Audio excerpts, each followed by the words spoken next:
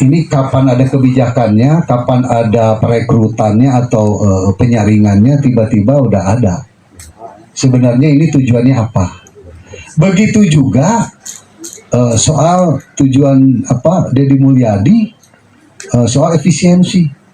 Satu sisi dia membuat efisiensi, sisi lain saya lihat ada data upaya mengalirkan dana ke rumah pribadinya yang ingin disebut apa namanya cagar budaya, padahal itu rumah pribadi.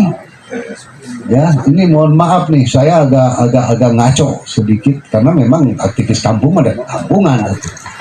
Nah, jadi ini tujuannya kemana arahnya? Media ingin tidak ada, ingin dia single fighter seolah-olah, ya, ingin tidak ada pertanyaan, ingin sajian dia saja. Lalu bansos juga dia ingin habisi. Programnya kemana efisiensinya? Ya, efisiensi seperti apa? Kebijakan sekarang tidak jelas kan? Melahirkan kebijakan apa sekarang? Soal pajak. Dari zaman Akang sudah ada pemutihan kan? Saya masih ingat, saya masih muda saat itu, saya udah punya kendaraan, ada pemutihan dari zaman itu. Bukan produk yang diciptakan oleh Deddy Mulyadi. Ciptaannya mana? Kalau kontennya begitu banyak. Nah, kalau Deddy Mulyadi punya perangkat untuk bekerja, misalnya birokrasi, ya.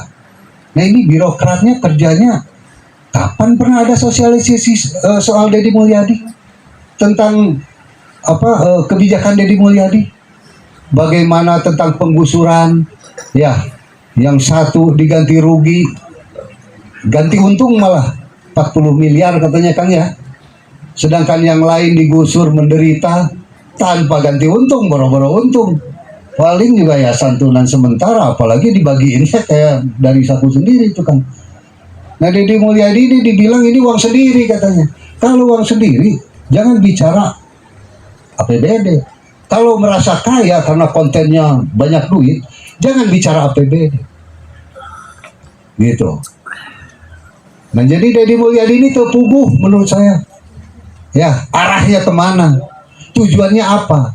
Tapi yang jelas ya, mendominasi, ya konten mendominasi disajikan seperti berita, itu adalah dominator. Ya, karakter dominator. Seperti halnya memarahi Persikas di forum umum. Ya, masyarakat itu sendiri. Bukankah Deddy Mulyadi seperti paling Persib ketika Persib juara? Padahal yang paling Persib Kang Mumuh. Tapi bukan Kang Mumuh yang viral.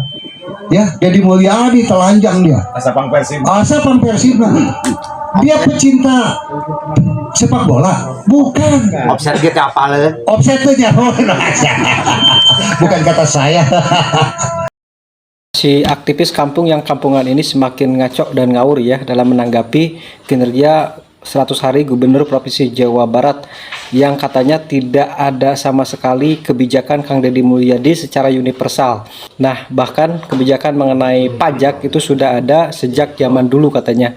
Yang padahal salah besar ya, bahwa kebijakan dari zaman dulu hanya pemutihan saja, bukan pembebasan pajak atau bukan pembebasan pokok pajaknya, hanya pemutihan saja. Itu dari dulu ya.